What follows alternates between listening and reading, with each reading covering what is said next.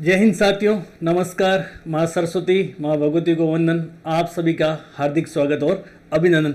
जैसा कि प्यारे साथियों आप लोग जानते हैं, हम लोग पढ़ने जा रहे हैं एनसीईआरटी कक्षा 11 भारतीय संविधान सिद्धांत और व्यवहार। ये हमारी एनसीईआरटी की सीरीज अंतिम पड़ाव पर है। जैसा कि आपको थंबनेल के ऊपर सीधा सीधा प्रतीत हो रहा है, आज हम लोग पढ़ेंगे प्यारे विद्यार्थियों अध्याय 9। कौन सा अध्याय पढ़ेंगे? अध्याय 9, संविधान एक जीवंत दस्तावेज। संविधान एक जीवंत दस्तावेज। भारतीय संविधान की बात करें, इंडियन कॉन्स्टिट्यूशन की बात करें तो इंडियन कॉन्स्टिट्यूशन एक लाइव डॉक्यूमेंट है, यानी एक जीवंत दस्तावेज है। जिस प्रकार से मनुष्य का जन्म होता है, उसके बाद में मनुष्य नित्य उत्तरोत्तर प्रगति करता रहता है, इसी प्रकार से प्यारे विद्यार्थियों आप लोग जानते होंगे भारतीय संविधान को अंगीकृत करने की बात करें, 26 नवंबर 1949 को भारतीय संविधान अंगीकृत हुआ था। संविधान औपचारिक रूप से लागू करने की तिथि की बात करें तो 26 जनवरी 1950 को संविधान लागू हुआ, यानी कि संविधान लागू हुए 75 साल हो गए और भारतीय संविधान नित्य निरंतर हम कह सकते हैं उत्तरोत्तर प्रगति की ओर है। अपने आसपास के और अन्य देशों की बात करें या फिर विश्व के और अन्य देशों की बात करें तो 1950 से बाद में कई देशों के संविधान लागू हुए, उसके बाद में बिखर गए, लागू हुए बिखर गए, यानी उन्होंने जन्म लिया, निर्माण हुआ उनका और वापस से वो डेड हो गए। या फिर हम लोग बात करें यूएसएसआर के संविधान की तो यूएसएसआर का पहला संविधान आप लोग जानते होंगे 1918 में लागू हुआ था। उसके बाद में 1924, 1936, 1900 यानी कि चेंज होता रहा, लेकिन भारतीय संविधान है जो निरंतर रूप से आगे बढ़ रहा है। संपूर्ण हम लोग बात करेंगे संविधान में किस प्रकार से संविधान संशोधन होते हैं, संविधान संशोधन की क्यों आवश्यकता पड़ती है और जीवंत दस्तावेज संविधान है भारत का तो उसके पीछे क्या रीजन है, तमाम बातें करेंगे इस सेशन में। आप लोग जुड़ गए तो सेशन को अंतिम समय तक जरूर देखें। और हाँ, आप अपनी एनसीईआरटी को मजबूत करना चाहते हैं तो पहले वाले अध्याय भी जरूर देख लें क्लास पूरी होने के बाद में। प्यारे साथियों सीधे हम लोग मुद्दे की बात करते हैं। पहला प्रश्न इस क्लास का, संविधान एक जीवंत दस्तावेज का पहला प्रश्न क्या कह रहा है प्यारे साथियों? निम्नलिखित में से जो कथन असत्य है उस कथन को आप लोगों को बताना है, यानी कि प्यारे विद्यार्थियों असत्य कथन को आप लोगों को बताना है। कौन सा कथन असत्य है? 4 कथन दे रखे हैं, आप लोगों को पूर्ण एकाग्रचित होकर के पढ़ना है और उसके बाद में इसका उत्तर देना है। कथन ए में लिखा हुआ है कि भारतीय संविधान को एक पवित्र दस्तावेज मानने के साथ साथ लचीला भी बनाया गया है, उसमें आवश्यकता अनुसार यथोचित परिवर्तन कर सके। बिल्कुल कथन ए सही कह रहा है, भारतीय संविधान को एक पवित्र दस्तावेज, बिल्कुल प्यारे विद्यार्थियों पवित्र दस्तावेज मानने के साथ साथ लचीला भी बनाया गया है। भारतीय संविधान जो कि भारत की सबसे बड़ी विधि है, भारतीय संविधान आप लोग जानते हैं भारत की सबसे बड़ी विधि है, तो अपन कह सकते हैं कि एक पवित्र दस्तावेज तो है ही है, साथ साथ में इस पवित्र दस्तावेज को लचीला भी बनाया गया है, यानी कि इसके अंदर कोमलता भी है, कठोरता भी है और कोमलता भी है। लचीला बनाया गया है क्योंकि इसमें आवश्यकता अनुसार यथोचित परिवर्तन कर सके। अब मान लीजिए अगर बहुत कठोर बना देते तो समय, मांग और परिस्थिति के अनुसार संविधान में परिवर्तन करना, संशोधन करना संभव नहीं था। इसी वजह से भारतीय संविधान का निर्माण करने वाली संविधान सभा या फिर हम लोग बात करें अम्बेडकर साहब की तो उनकी सोच बहुत दूरदर्शी थी, यानी वो बहुत बड़े विजनरी थे। उनको पता था कि समय, परिस्थिति, मांग के अनुसार इसमें संशोधन भी करने पड़ेंगे, तो उन्होंने कठोरता और लचीलेपन का मिश्रण दिया। ठीक है प्यारे विद्यार्थियों, तो कथन 1 आपका क्या हो जाएगा साथियों? सही हो जाएगा। अब देखना आगे लिखा है, संविधान एक पावन दस्तावेज है इसलिए इसे बदलने की बात करना लोकतंत्र का विरोध है। संविधान एक पावन दस्तावेज है इसलिए इसे बदलने की बात करना लोकतंत्र का विरोध है। प्यारे विद्यार्थियों आप लोग जानते हैं लोकतंत्र, डेमोक्रेसी का अर्थ क्या होता है? जनता के लिए, जनता द्वारा और जनता के द्वारा शासन संचालित किया जाता है, जो आपके गार्नर साहब ने परिभाषा दी, आप लोग भली भांति जानते हैं। भारत की बात करते हैं विश्व का सबसे बड़ा लोकतांत्रिक देश है और लोकतंत्र में हर किसी को अपनी आवाज रखने का अधिकार है। तो संविधान एक पावन दस्तावेज तो है, ये बात अच्छी है, ठीक है, लेकिन इसे बदलने या फिर इसमें संशोधन करने की बात करना क्या लोकतंत्र का विरोध करना है? बिल्कुल भी नहीं, कतई नहीं। समय, परिस्थिति और मांग के अनुसार इसमें परिवर्तन होना अति आवश्यक है। तो प्यारे विद्यार्थियों विरोध करने की बात नहीं है, तो ये कथन क्या हो जाएगा आप लोगों का? गलत हो जाएगा। अगला कथन देखिए, भारतीय संविधान में एक साथ ही कठोर और लचीले दोनों तत्वों का समावेश किया गया है। बिल्कुल हल्की सी लाइन, इजी सी लाइन है, कठोरपन और लचीलेपन का। अब देखिए प्यारे विद्यार्थियों आप लोग जानते होंगे कठोरपन और लचीलेपन के मिश्रण की बात करें तो एक छोटा सा मैं उदाहरण देता हूं आपको। फूल की बात करें, पुष्प या फिर फ्लावर की, आप लोग बताइए कि फ्लावर में कठोरता होती है कि लचीलापन होता है? फ्लावर में कठोरता होती है कि लचीलापन होता है? आप लोगों की जानकारी लिए बता दूं कि फ्लावर जो पुष्प आपने देखा तो होगा ना, अरे कभी फ्लावर फूल को कभी देखा तो होगा ना, उसमें कठोरपन और लचीलेपन का मिश्रण होता है।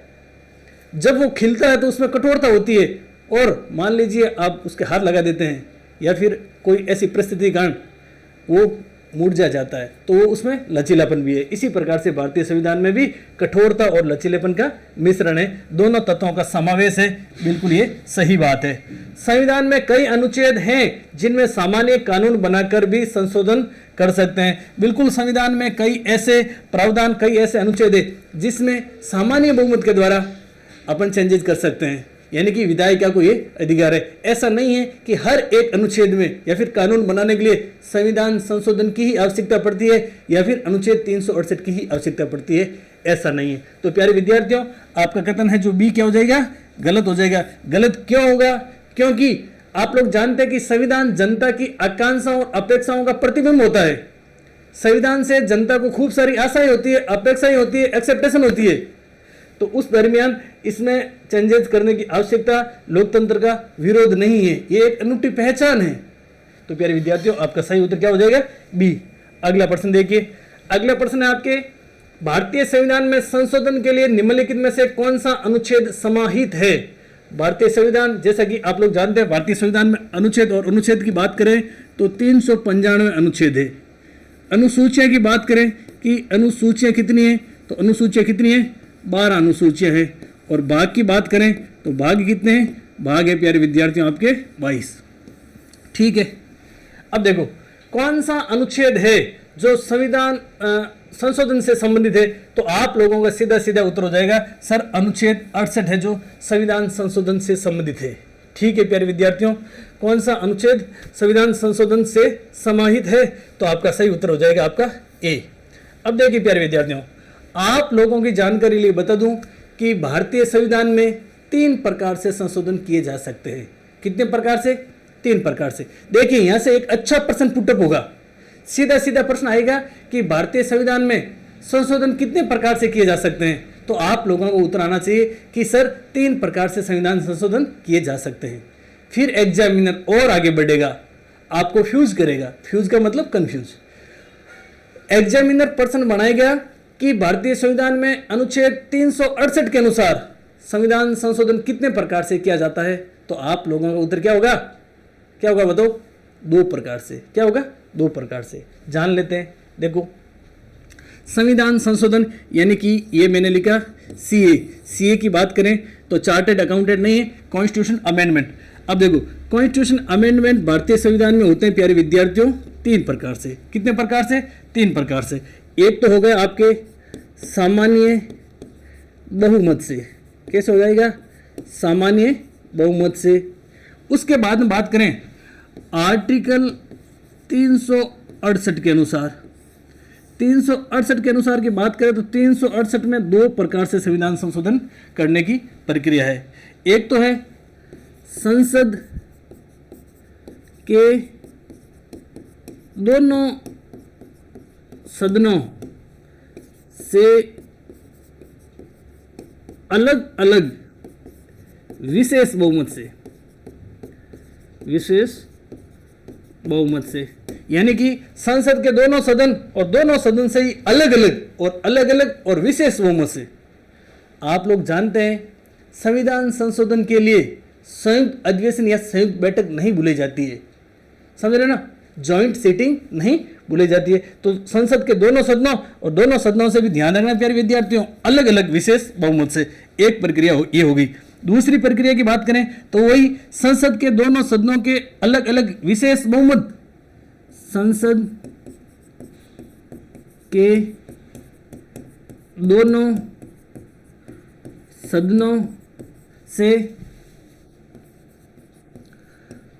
अलग अलग विशेष बहुमत प्लस, यहां ध्यान रखना, प्लस आधे राज्यों की विधायिकाओं से। प्लस आधे राज्यों की विधायिकाएं अगर सहमति देती है तो उस केसेज में भारतीय संविधान में क्या हो जाएगा, संशोधन हो जाएगा। तो यहां से आपके बहुत अच्छा प्रश्न बनेगा, इसको आप कीवर्ड्स के रूप में नोट डाउन कर लेना। अब आगे अनुच्छेद 3 की भी बात कर लेते हैं। ऑप्शन के अंदर अनुच्छेद 3 दे रखे हैं, लगे ध्यान रखना प्यारे विद्यार्थियों, अनुच्छेद 3 और अनुच्छेद 2 ये भी आप लोगों के लिए अति महत्वपूर्ण है। पहले हम बात करते हैं आर्टिकल 2 की। अनुच्छेद 2 में लिखा हुआ है नए राज्यों का प्रवेश या स्थापना। नए राज्यों का प्रवेश या स्थापना। क्या लिखा हुआ, नए राज्यों का प्रवेश या स्थापना। ध्यान रखना और नहीं लिखा हुआ है, यह बेयर एक्ट की शब्दावली है और बेयर एक्ट आपको पढ़ना अति आवश्यक है। प्रवेश या स्थापना, देखो प्रवेश या स्थापना, ठीक है। अब इनको आपको अंग्रेजी शब्दावली याद रखनी। प्रवेश की बात करें तो एडमिशन, और स्थापना की बात कर तो एस्टैब्लिश्ड, ठीक है। प्रवेश तो आप देंगे स्कूल वेकेशन बनने के बाद में, प्रवेश उत्सव भी मनाया जाएगा, ठीक है। तो ध्यान रखना एडमिशन और क्या है यहां पर, और है, एडमिशन एंड नहीं है। ध्यान रखना छोटी छोटी मिस्टेक आपको सफलता से दूर कर सकती है, और छोटी छोटी अगर आप गलतियां नहीं करेंगे, मिस्टेक्स नहीं करेंगे तो आपकी मेहनत सफलता के पार चली जाएगी, ठीक है प्यारे विद्यार्थियों। तो एडमिशन और एस्टैब्लिश इसको ध्यान रखना। आर्टिकल 3 में क्या लिखा है, नए राज्यों का निर्माण। नए राज्यों का निर्माण, नए राज्यों का निर्माण कोमा क्षेत्रों कोमा सीमाओं कोमा नाम में परिवर्तन। नए राज्यों का प्रवेश यानी कि नए राज्यों का नए राज्यों का निर्माण। जो पुराने राज्य है उनके क्षेत्र, सीमाओं और उनके नाम में परिवर्तन। ये भी आपको कर्मानुसार याद रखना है, यानी एरिया, बाउंड्रीज और नाम। एरिया, बाउंड्रीज और नाम। एग्जामिनर बहुत आगे तक जाता है बेयर एक्ट, तभी तो मैं आप लोगों को कहता हूं कि पढ़ना अति आवश्यक है। और अगर आप ग्रेड फर्स्ट की तैयारी कर रहे हैं राजनीति विज्ञान से, या फिर असिस्टेंट प्रोफेसर की तैयारी कर रहे हैं, या फिर नेट जेआरएफ की तैयारी कर रहे हैं, तो आपको बेयर एक्ट पढ़ना अति आवश्यक है। और ऐसा मुझे विश्वास है, आशा है, अपेक्षा है कि आपके बेयर एक्ट अच्छे से पढ़ा हुआ होगा। तभी तो आप लोग कर्मानुसार आप लोग क्या करते हैं, अनुच्छेद याद कर लेते, लेकिन एग्जामिनर बहुत आगे बढ़ गया है।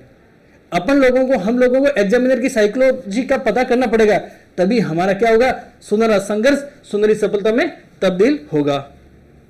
आगे देखिए, अब देखिए आप लोगों की जानकारी के लिए जो पुरानी आत्माएं जुड़ी हुई है उनको तो पता है, हम लोगों ने 10 फरवरी और 10 फरवरी से क्या शुरू की थी, 10 फरवरी से ग्रीन पेन वाली टेस्ट सीरीज शुरू की, टेस्ट सीरीज 1.0, जो कि 20 मई यानी कि कल क्या हो गई, कल पूरी हो गई। और प्यारे विद्यार्थियों, अगर मैं बात करूं ग्रेड फर्स्ट के विद्यार्थियों की, कम समय के अंदर पहली पसंद बनी तो ये टेस्ट सीरीज में वादे और विश्वास के साथ में कह सकता हूं, क्योंकि जो हमारे साथ में प्रतिभागी जुड़े हैं, प्रतियोगी योद्धा जुड़े, उनके मैसेज के द्वारा हम लोगों ने पता किया कि आप लोगों को कितनी रास आई टेस्ट सीरीज। अब देखिए उनकी बेहद मांग पर, और इस टेस्ट सीरीज की विशेषता थी कि हम लोगों ने पूरे प्रश्नों का पीडीएफ व्याख्यात्मक सॉल्यूशन दिया था लिखित रूप में। अब विद्यार्थियों ने कहा क्यों ना सर इनका वीडियो सॉल्यूशन भी करवा दिया जाए। तो प्यारे विद्यार्थियों, समय की सीमाएं हैं, पूरा वीडियो सॉल्यूशन तो मैं नहीं करवा पाऊंगा, लेकिन अंतिम टेस्ट का मैं फ्री निःशुल्क वीडियो सॉल्यूशन करूंगा, और वो वीडियो सॉल्यूशन आपको विकास चौधरी आरएस यूट्यूब चैनल के ऊपर निःशुल्क रूप से मिलेगा। और कब मिलेगा, तो बहुत जल्दी मिलेगा। इस टेस्ट सीरीज की बात करूं तो इस टेस्ट सीरीज में कुल कितने टेस्ट थे, 21 टेस्ट थे, 14 माइनर, उसके बाद में 5 मेजर और आपके 2 फुल। ये जो अंतिम फुल टेस्ट था जो 20 मई को हुआ, उसका वीडियो सॉल्यूशन करूंगा। इस टेस्ट की अगर आप लोगों को पीडीएफ चाहिए तो आज ही तुरंत दिए गए मैसेज पर आप मैसेज कर देना, सर हमारा नाम यह है, हम गंभीर विद्यार्थी हैं, आप हमारे को पीडीएफ दो, 1-2 दिन का आपको समय मिल जाएगा, पीडीएफ में से आप प्रश्नों का उत्तर हल करने की कोशिश करना, निःशुल्क पीडीएफ मिल जाएगी। ठीक है प्यारे विद्यार्थियों, फिर आप उसके बाद में इसका सॉल्यूशन भी देख लेना। और अगर आप लोग चाहते हैं, गंभीर विद्यार्थी हैं, एकाग्रचित होकर के पढ़ना चाहते हैं, तो आप लोगों को ये टेस्ट सीरीज ज्वाइन भी करनी चाहिए। और इनकी 21 की 21 पीडीएफ की, और हम लोगों ने इतना कुछ किया है कि विद्यार्थियों के पास में ऑप्शन है, उनकी पीडीएफ की प्रिंट आउट ले सकते हैं और उनको आपको बार बार पढ़ना है। अब देखो, हमारे लिए छात्र हित सर्वोपरि है। प्यारे विद्यार्थियों ने बेहद मांग की थी, सर ग्रीन पेन वाली टेस्ट सीरीज 1.0 का वीडियो सॉल्यूशन करवाओ। 21 टेस्टों का वीडियो सॉल्यूशन करवाना हमारे लिए पॉसिबल नहीं है, क्योंकि मैंने आपको पहले भी बता दिया, समय की सीमाएं हैं, एग्जाम बहुत नजदीक है। विद्यार्थियों को की ही मांग पर हम लोगों ने एक टेस्ट सीरीज ग्रीन पेन वाली 2.0 लॉन्च करने का निर्णय लिया है। बड़े भाई साहब नेवरी सर के सानिध्य में, मार्गदर्शन में तैयारी कर लो एप्लीकेशन पर। और ये टेस्ट सीरीज रहेगी प्यारे विद्यार्थियों यूनिट वाइज। और इस टेस्ट सीरीज का आपको मिलेगा क्या? वाक्यात्मक हल। क्या मिलेगा? वाक्यात्मक हल। और वो वाक्यात्मक हल वीडियो सॉल्यूशन के रूप में मिलेगा। तो देर किस बात की? अगर आप अपने सपनों को हकीकत में बदलना चाहते हैं, अगर गंभीर विद्यार्थी है और सुनहरे संघर्ष को सफलता के पार ले जाना चाहते हैं, तो अधिक जानकारी के लिए दिए गए मोबाइल नंबर पर मैसेज करके जानकारी ले सकते हैं। और जानकारी की भी अब मुझे नहीं लगता कि इतनी आवश्यकता है। आप गंभीर विद्यार्थी हैं, ग्रेड फर्स्ट की तैयारी कर रहे हैं, तो आप लोगों को तुरंत प्रभाव से टेस्ट सीरीज ज्वाइन करनी चाहिए। आगे देखिए अगला क्वेश्चन। अगला प्रश्न है कि संविधान संशोधन विधेयक के संदर्भ में निम्नलिखित कथनों पर विचार कीजिए। वापस से कॉन्स्टिट्यूशन अमेंडमेंट की बात आ रही है कि इस विधेयक पर विचार करना है और आपको असत्य कथन बताना है। इसे संसद के दोनों सदनों से स्वतंत्र रूप से विशेष बहुमत से पारित होना आवश्यक है। बिल्कुल मैंने आप लोगों को बता दिया कि भारतीय संविधान के आर्टिकल 368 के फर्स्ट में लिखा हुआ है कि संसद के दोनों सदनों से स्वतंत्र रूप से विशेष बहुमत से पारित होना आवश्यक है।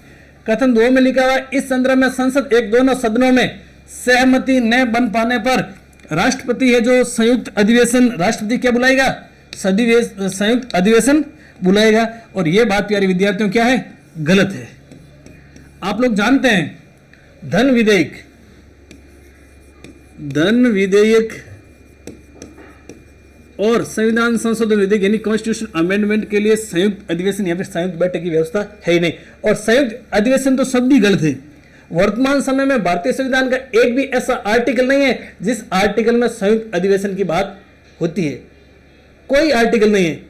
बात करें आप लोगों की जानकारी लिए कि भारतीय संविधान का आर्टिकल 108 में संयुक्त बैठक का उल्लेख है।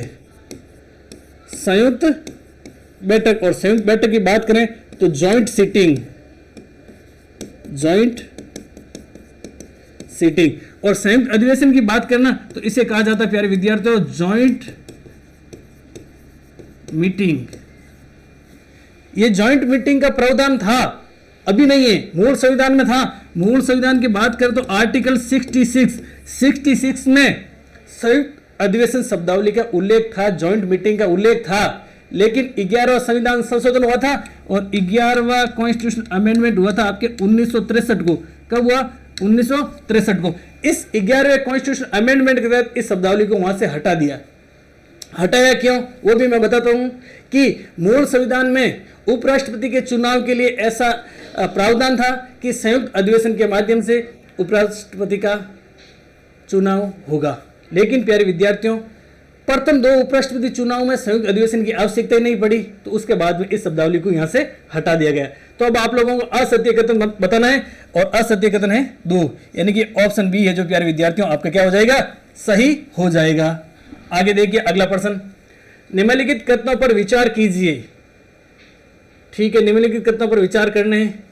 संविधान के 15वें संशोधन के द्वारा उच्च न्यायालय के न्यायाधीशों की सेवानिवृत्ति की आयु को 61 से बढ़ाकर, एक सेकंड पिछले प्रश्न को देखते हैं। इसमें हल्की सी यहाँ पर सिली मिस्टेक हुई है, और वो सिली मिस्टेक हुई है ये है ना 1963 की जगह आप क्या कर देना 1961 कर देना। क्या कर देना?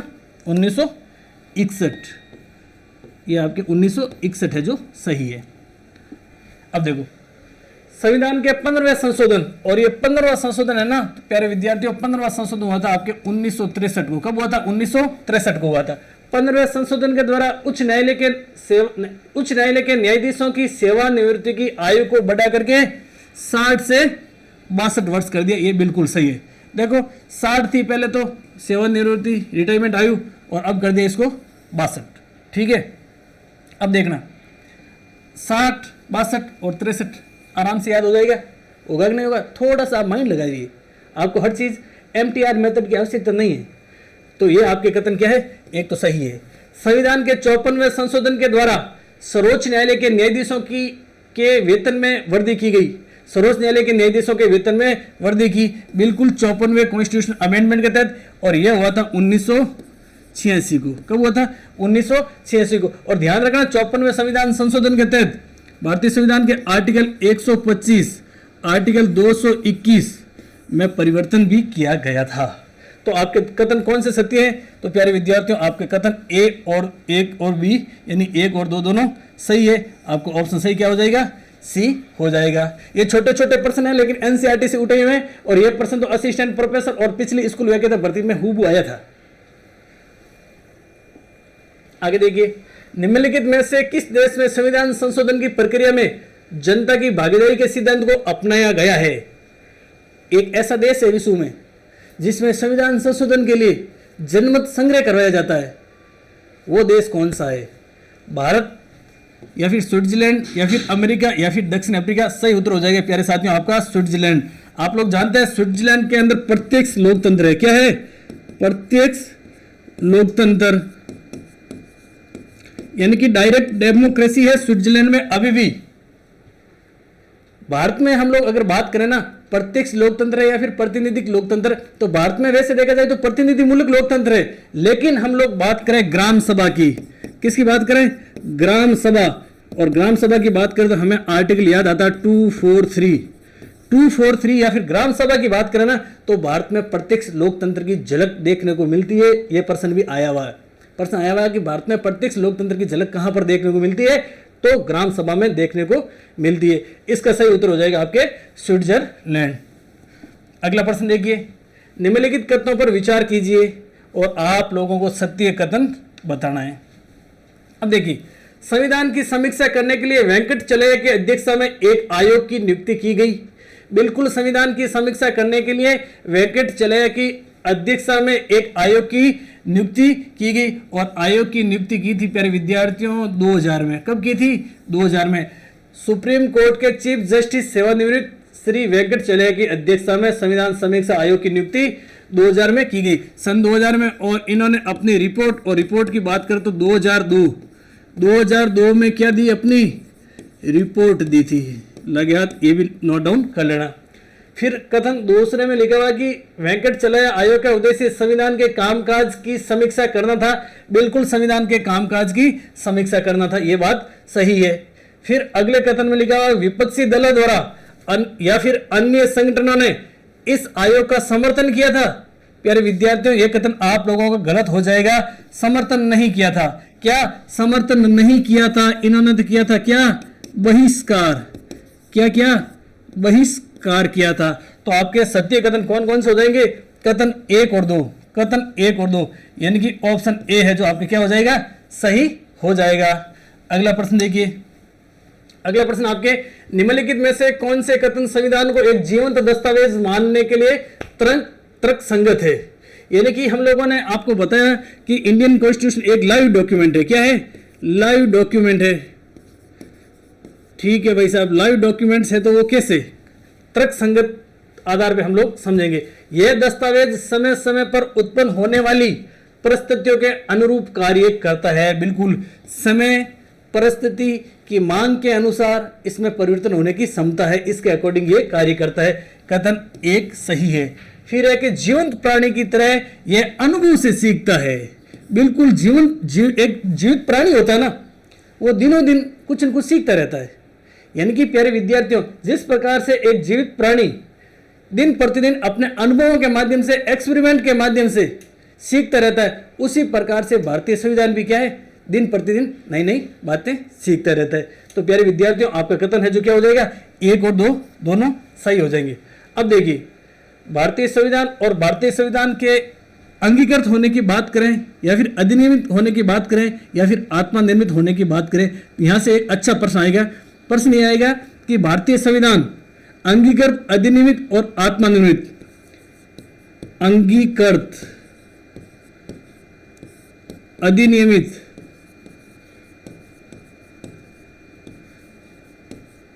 अंगीकृत, अधिनियमित और आत्मर्पित। अब आप लोग कहेंगे सर ये तो बहुत इजी है, हमें पता है ये कब हुआ था, तो ये हुआ था आप कहेंगे 26 नवंबर 1949 को। लेकिन प्यारे विद्यार्थियों ये बात सबको पता है, लेकिन आपको क्रम पूछेगा एग्जामिनर तो अंगीकृत, अधिनियमित और आत्मनिर्मित, ये कंटिन्यू रूप से कर्मानुसार प्रश्न आएगा। आप प्रश्न क्या देंगे, अधिनियमित पहले दे देंगे, अंगीकृत बाद में दे देंगे, आत्मनिर्मित पहले दे देंगे, ये बाद में दे देंगे। तो आप इन तीनों शब्दावली को अच्छे से याद रखना। आगे देखिए, संविधान में 42वें संविधान संशोधन के द्वारा निम्नलिखित में से क्या शामिल या परिवर्तन किया गया। 42वां संविधान संशोधन बात करें प्यारे विद्यार्थियों, हम लोग 42 कॉन्स्टिट्यूशन अमेंडमेंट, और ये अमेंडमेंट हुआ था 1976 में। कब हुआ था? 1976 में। सरकार किसकी थी? इंदिरा गांधी सरकार थी। क्या शामिल किया गया, क्या परिवर्तन किया गया? अगर आप लोगों ने कल ढंग से क्लास देखी तो आप लोग इसका उत्तर आराम से बता देंगे। पिछली क्लास ढंग से देखी तो आप लोग जानते हैं इस संविधान को क्या कहा जाता है? Mini constitution. ठीक है प्यारे विद्यार्थी, इसके तहत भाग 4 के और 14 के, 14 के इसमें इनको नए जोड़ा था। क्या? इनको तो नया जोड़ा था। उसके बाद में बात करें अनुसूची, फटाफट से कमेंट करके बताए कोई अनुसूची में परिवर्तन किया गया नहीं किया गया था। अनुच्छेदों की बात करें, कौन कौन से नए अनुच्छेद जोड़े थे, फटाफट से कमेंट करके बताइए कितने नए अनुच्छेद जोड़े थे और कितने अनुच्छेदों में किया था प्यारे विद्यार्थियों संशोधन।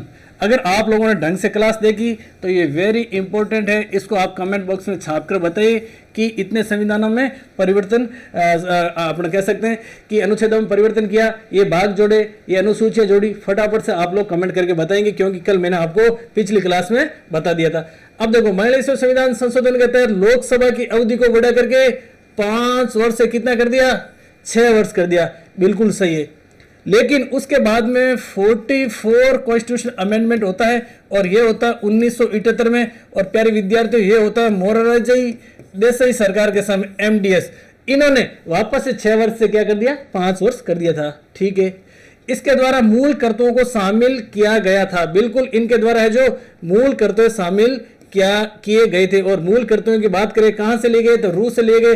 मूल कर्तव्य किस समिति की सिफारिश पर संविधान में ऐड किए गए, तो ऐड किए थे स्वर्ण सिंह समिति की सिफारिश पर। अब आप लोगों से एक प्रश्न पूछता हूं मैं, संविधान के प्रारंभ में, भारतीय संविधान के प्रारंभ में कुल कितने मूल कर्तव्य थे?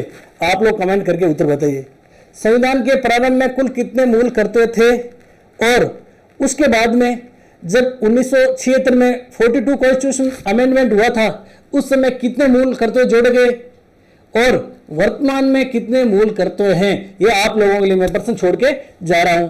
ठीक है प्यारे विद्यार्थियों, एक और 2 तो सही होगा। फिर तीसरे में इसके द्वारा संविधान की प्रस्तावना में परिवर्तन किया गया।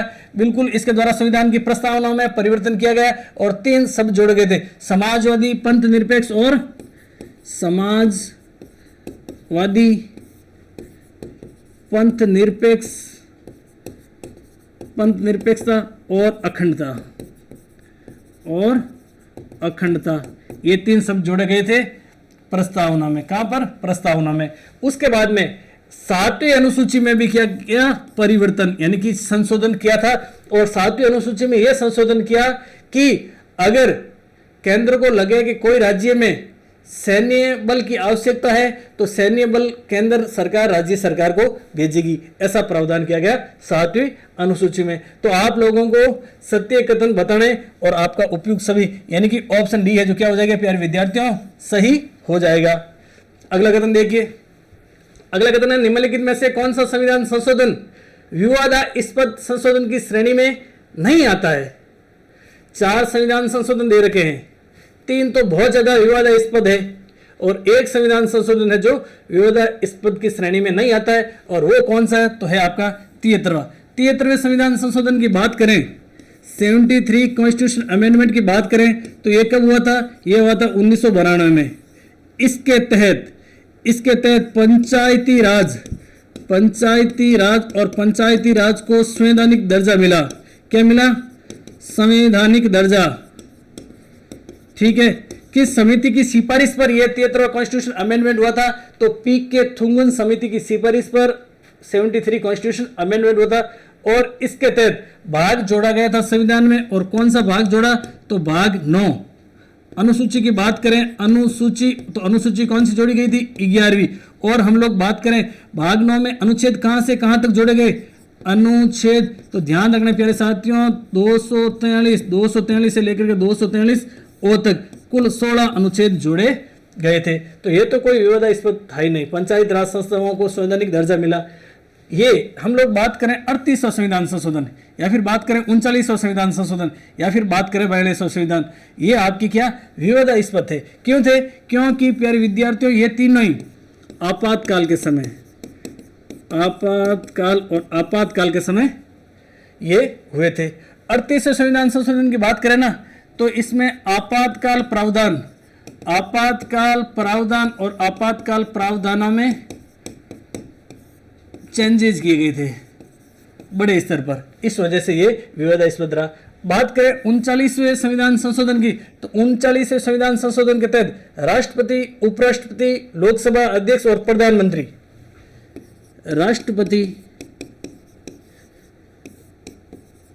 उपराष्ट्रपति, लोकसभा अध्यक्ष और पीएम, इनके निर्वाचनों को न्यायालय में चुनौती देने से रोक लगा दी कि संविधान संशोधन के द्वारा, 39 कॉन्स्टिट्यूशन अमेंडमेंट के द्वारा। तो प्यारे विद्यार्थियों, पर्सन एक है, लेकिन हम लोगों ने किया क्या? संपूर्ण 360 डिग्री विश्लेषण कर दिया। यही तो हमारे सेशन श्रृंखला सीरीज की अनूठी विशेषता है। यही तो कक्षा एनसीईआरटी पढ़ने की अनूठी विशेषता है। पढ़ते खूब है, पढ़ाते खूब है, लेकिन एनसीईआरटी की बात करें बहुत लंबा चौड़ा मैटर है। लेकिन इतना आपको लगेगा, अगर पहले अध्याय से लेकर के आज 9वां अध्याय चल रहा है, कल अंतिम 10वां अध्याय हो जाएगा। अगर आप पूर्ण एकाग्रचित होकर और मनोयोग से इस सेशन को देखेंगे, साथ साथ में आप की नोट्स के रूप में नोट्स बनाएंगे, तो आपको खुद को लगेगा कि आपका एनसीईआरटी में से बहुत कुछ कॉन्सेप्ट क्लियर हुआ। अब मैं सलाह देता हूं ग्रेड फर्स्ट के विद्यार्थियों को जो राजनीति विज्ञान से पढ़ते हैं, या फिर असिस्टेंट प्रोफेसर या फिर नेट जेआरएफ के लिए, कि आप एनसीईआरटी पढ़ो। विद्यार्थी कहते हैं सर एनसीईआरटी में तो बहुत कुछ मैटर दे रखा है, कहां से पढ़ें, कैसे पढ़ें, एग्जामिनर कहां से पूछेगा? प्यारे विद्यार्थियों, अगर आप लोग हमारी सीरीज को एकाग्रचित होकर पढ़ लिया, देख लिया, लिख लिया, तो आपको खुद को लगेगा कि ले एग्जामिनर पूछ, कहां से पूछेगा। आगे देखिए, भारतीय संविधान में बड़ी मात्रा में हुए संशोधनों के क्या कारण हैं? बड़ी मात्रा में संशोधन हुए हैं, और आप लोगों को कमेंट करके बताना है कि आज तक यानी 2025 तक भारतीय संविधान में कितने कॉन्स्टिट्यूशन अमेंडमेंट हुए हैं, कितने हुए? अंतिम की बात करूं, नारी शक्ति वंदन अधिनियम बना था, वो कौन सा संविधान संशोधन था? फटाफट से आप लोग कमेंट करके बताइए। अब देखो, भारतीय संविधान में बड़ी मात्रा में संशोधनों के क्या कारण है? संविधान का अत्यधिक लचीला होना, या फिर बड़ी संख्या में संशोधन संविधान के मूल उपबंधों को स्पष्ट करने, उनकी व्याख्या करने से संबंधित है, या फिर बहुत से संशोधन राजनीतिक आम सहमति के परिणाम है। देखो, बहुत ज्यादा संशोधन हुए, इसका कारण ये तो नहीं है कि अत्यधिक लचीला है। कहाँ है लचीला? बताओ, कहाँ है लचीला? लचीला और कठोरपन दोनों का मिश्रण है, तो यह तो आपका गलत हो जाएगा। फिर कथन दो में है कि बड़ी संख्या में संशोधन संविधान के मूल उपबंधों को स्पष्ट करने और उनकी व्याख्या करने से संबंधित है। बिल्कुल सही बात है। मूल उपबंध की बात करना, ओरिजिनल प्रावधानों को स्पष्ट करने के लिए या फिर उनकी व्याख्या करने के लिए आवश्यक थे, इस वजह से संविधान संशोधन किए गए। फिर अगली बात देखिए, 3 कथन में लिखा, बहुत से संशोधन राजनीतिक आम सहमति के भी परिणाम। बिल्कुल राजनीतिक आम सहमति के परिणाम है। तो आपके सही कथन हो जाएगा आपके प्यारे विद्यार्थियों, केवल 2 और 3 ये सही कथन है। आपका ऑप्शन क्या हो जाएगा, सी है जो राइट हो जाएगा। आगे देखिए, भारतीय संविधान के अनुच्छेद 368 के अंतर्गत संशोधन के प्रकार है, बताओ। सीधा सा हल्का सा प्रश्न है, और कितने प्रकार है, 2। आपका उत्तर क्या हो जाएगा, बी हो जाएगा। एक तो संसद के दोनों सदनों के अलग अलग विशेष बहुमत से, एक प्रकार। दूसरे प्रकार की बात करें, दूसरे प्रश्न में हम लोगों ने पढ़ा था, दूसरे प्रकार की बात करें तो संसद के दोनों सदनों के अलग अलग विशेष बहुमत प्लस आधे राज्यों की विधायिका की सहमति। आगे देखिए, फ्रांस में 5वें गणतंत्र की स्थापना कब हुई? फ्रांस में 5वें गणतंत्र की स्थापना कब हुई थी? फटाफट से आप बताइए, सीधा सा फैक्चुअल प्रश्न है, फटाफट से बताइए। 5वें गणतंत्र यानी कि फ्रांस में पहली बार, आप लोगों को बता देता हूं कि फ्रांस की क्रांति के बाद में पहला गणतंत्र 1773 में बना था। 5वें गणतंत्र यानी कि पहला, दूसरा, तीसरा, चौथा और 5वां, यानी देखो 200, लगभग 200 सालों में 5 गणतंत्र स्थापित हो गए। कहां पर? फ्रांस के अंदर। तो पहला कब हुआ था? 1793 में। दूसरा, तीसरा, चौथा और 5वां, और 5वें की बात करें तो 5वां हुआ था प्यारे विद्यार्थियों 1958 में, पंचम गणतंत्र। ठीक है। 2015 की बात करें ना, तो 2015 की बात करें तो नेपाल में नया संविधान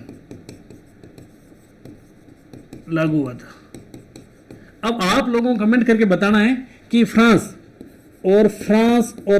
में पहला गणतंत्र तो मैंने आपको बता दिया कि 1793 में, फिर दूसरा, तीसरा और चौथा, 5वां मैंने बता दिया कब? 1958 में।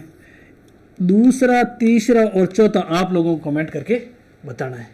ठीक है प्यारे विद्यार्थियों, बहुत अच्छा प्रश्न है, सीधा फैक्चुअल प्रश्न है। आगे देखिए, संविधान में केंद्र और राज्यों को प्राप्त शक्तियों के संदर्भ में निम्नलिखित कथनों में से कौन सा कथन है जो असत्य है? यहां पर केंद्र और राज्यों की शक्तियों की बात हो रही है, और केंद्र और राज्य की शक्तियों की बात करें तो 7वीं अनुसूची में केंद्र राज्य संबंधों की बात होती है। अब देखना कौन सा कथन है जो सत्य है। कथन एक कह रहा है प्यारे विद्यार्थियों की संघीय संरचना में राज्यों की शक्तियां केंद्र सरकार की दया पर निर्भर करती है, कि केंद्र सरकार को दया आ गई तो राज्यों को शक्तियां प्रदान कर दे। ये बात तो गलत है। गलत क्यों है? क्योंकि 7वीं अनुसूची में साफ साफ शब्दों में उल्लेख है। सूचियां कितनी है? 3। एक सूची जिसका नाम आपके संघ सूची। कौन सी सूची? संघ सूची। एक सूची जिसका नाम प्यारे विद्यार्थियों राज्य सूची, और एक सूची जिसका नाम है प्यारे विद्यार्थियों समवर्ती सूची। संघ सूची की बात करें तो संघ सूची में 97 विषय है, राज्य सूची की बात करें तो 59 विषय है, और समवर्ती सूची की बात करें तो 52 विषय है। ठीक है प्यारे विद्यार्थियों, अब देखना आप लोग, संघ सूची के विषयों पर कानून बनाने का अधिकार किसको है? केंद्र को है। किसको है? केंद्र को या फिर संघ को है। राज्य सूची के विषयों पर कानून बनाने का अधिकार राज्यों को है, और समवर्ती सूची पर कानून बनाने का अधिकार किनको है? केंद्र और राज्य दोनों को है। लेकिन ध्यान रखना, अगर समवर्ती सूची के विषयों पर केंद्र सरकार भी कानून बनाती है और राज्य सरकार भी कानून बनाती है, दोनों में टकराव है, तो कौन सा कानून सर्वोपरि माना जाएगा? संघ या फिर केंद्र सरकार वाला कानून? आप लोगों को प्यारे विद्यार्थियों ये चीज ध्यान रखनी है। तो पहला कथन तो आपको हो जाएगा गलत। फिर दूसरे कथन में है कि जब तक आधे राज्यों की विधान पालिकाएं इस संदर्भ के किसी संविधान संशोधन विधेयक को पारित नहीं कर देती, तब तक वह संशोधन पारित नहीं माना जाएगा। बिल्कुल सही बात है। और ये कहां पे लिखा हुआ है? ये भारतीय संविधान का आर्टिकल 368 का क्लॉज 2 में लिखा हुआ है। तो ये आपका क्या हो जाएगा? सही हो जाएगा। इस संबंध में संशोधन के लिए संसद के दोनों सदनों में विशेष बहुमत के साथ आधे से अधिक राज्यों के अनुमोदन की आवश्यकता होती है। जब तक आधे राज्यों की विधान पालिका इस संदर्भ में किसी संविधान संशोधन विधेयक को पारित नहीं कर देती, तब तक वह संशोधन प्रभावित नहीं माना जाएगा। सही बात है। उसके बाद में इस संबंध में संशोधन के लिए संसद के दोनों सदनों में विशेष बहुमत के साथ आधे से अधिक राज्य, फिर वही बात आ गई, तो यह कथन भी सही है। अब देखो, आपको मैंने बताया 368 में 2 प्रक्रिया है और आपके ये दोनों 2 और 3 सही हो जाएगा और एक क्या हो जाएगा प्यारे विद्यार्थियों, गलत हो जाएगा। तो यहाँ पूछा है आपके सही कथन, और सही कथन क्या हो जाएगा, सही कथन आपके 2 और 3 हो जाएगी, क्योंकि अनुच्छेद 368 और 368 में संविधान संशोधन की प्रक्रिया कितने प्रकार की है, 2 प्रकार की। पहले प्रकार की बात करें, संसद के दोनों सदनों से अलग अलग विशेष बहुमत से अगर प्रस्ताव पारित होता है, विधेयक पारित होता है, तो वो क्या बनेगा, संविधान संशोधन। उसके बाद में अगले भाग में दूसरे प्रकार की बात करें तो उसमें क्या लिखा हुआ, आधे से अधिक राज्यों की विधायिकाओं की भी सहमति अति आवश्यक है। विधायिकाएं की बात करें तो यहाँ विधान पालिका लिखा हुआ, आप बिल्कुल भी कंफ्यूज मत होना। इसमें आपका सही उत्तर क्या हो जाएगा प्यारे विद्यार्थियों, ऑप्शन बी सही हो जाएगा। आगे देखिए, अब देखिए ये आपके एनसीईआरटी में लिखा हुआ कोटेशन है श्रीमान जी लक्ष्मी नारायण साहू साहब का। किनका है, लक्ष्मी नारायण साहू साहब का। भारतीय संविधान सभा के विवाद खंड 11 पृष्ठ 613 17 नवंबर 1949 को जब वाद विवाद चल रहा था, बहस चल रही थी, उस समय श्रीमान लक्ष्मी नारायण जी साहू ने एक बात कही थी, और ये बात प्यारे विद्यार्थियों इंपॉर्टेंट है। इंपॉर्टेंट क्यों है कि सीधी सीधी इस लेसन में संविधान एक जीवंत दस्तावेज में ये बात लिखी हुई है, तो हो सकता है कि यहाँ छपी, यहाँ पैनल पे छपी, आपके भी छप सकती है। संविधान सभा में भी कई सदस्य ऐसे थे जो इस संविधान को भारतीय परिस्थितियों के अनुकूल नहीं मानते थे। देखिए लक्ष्मी नारायण साहू साहब संविधान सभा में बोल रहे हैं कि इस संविधान सभा में कई सदस्य ऐसे थे जो इस संविधान को भारतीय परिस्थितियों के अनुकूल नहीं मानते थे, भारतीय परिस्थितियों के अनुकूल नहीं मानते थे। यह संविधान जिन आदर्शों पर आधारित है उनका भारत की आत्मा से कोई संबंध नहीं है। यह संविधान यहाँ की परिस्थितियों में कार्य नहीं कर पाएगा और लागू होने के कुछ समय बाद भी क्या हो जाएगा, कुछ समय बाद ही यह ठप हो जाएगा। ये बात कौन लिख रहे हैं, लक्ष्मी नारायण साहू साहब लिख रहे हैं। लेकिन प्यारे विद्यार्थियों ध्यान रखना, 26 जनवरी 1950 को यह संविधान क्या हुआ था, औपचारिक रूप से लागू हुआ था, और आज है प्यारे विद्यार्थियों 2025। संविधान को लागू हुए हुए कितने 75 वर्ष हो गए, लेकिन भाई साहब ये संविधान तो अनवरत रूप से प्रगति के पथ पे चल रहा है। लेकिन लक्ष्मी नारायण साहू साहब ने ऐसी बात लिखी, इस बात का कोई वर्तमान परिप्रेक्ष्य में देखे तो कोई औचित्य नहीं। लेकिन लक्ष्मी नारायण साहू साहब भी अपने आप में बहुत विद्वान थे, बड़े तत्कालीन परिस्थितियों को देखते हुए, संदर्भ को देखते हुए उन्होंने ऐसा कह दिया होगा, और कह दिया तो खंड 11 में छप गया, पृष्ठ 613 पर छप गए। 17 नवंबर की बात है, आपकी परीक्षा में भी छप सकता है, आप लोग इसको याद रख लेना। आगे देखिए, ये आपके इस अध्याय से संबंधित प्यारे विद्यार्थियों टॉप 5 प्रश्न है। क्या है, टॉप 5 प्रश्न है। आप लोगों ने अगर पूर्ण मनोयोग से इस सेशन को देखा तो इस सेशन में ये प्रश्न है, इनके आप लोग उत्तर बता देंगे, और सेशन को ढंग से नहीं देखा तो आप उत्तर नहीं दे पाएंगे।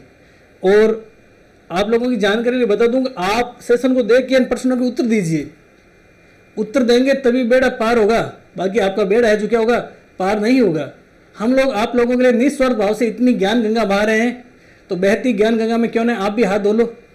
प्रश्न 1 है कि किस संविधान संशोधन के द्वारा हाई कोर्ट यानी उच्च न्यायालय के न्यायाधीशों की सेवानिवृत्ति आयु 60 से बढ़ा करके 62 कर दी, और मैंने आप लोगों को ट्रिक से भी ये चीज बताई थी।